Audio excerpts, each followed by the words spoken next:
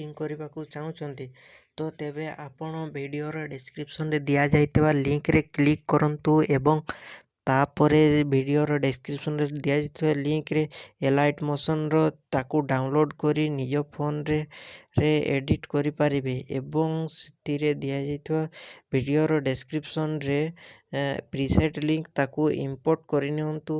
ତାପରେ ସେଥିରେ ଆପଣ ଯାହା କିଛି ଚେଞ୍ଜ କରିବାକୁ ଚାହୁଁଛନ୍ତି ତାହା ଚେଞ୍ଜ କରିପାରିବେ ଏବଂ ନ ଚେଞ୍ଜ କରି ମଧ୍ୟ ଆପଣ ତାକୁ ସିଧା ଡାଉନଲୋଡ଼୍ କରିପାରିବେ।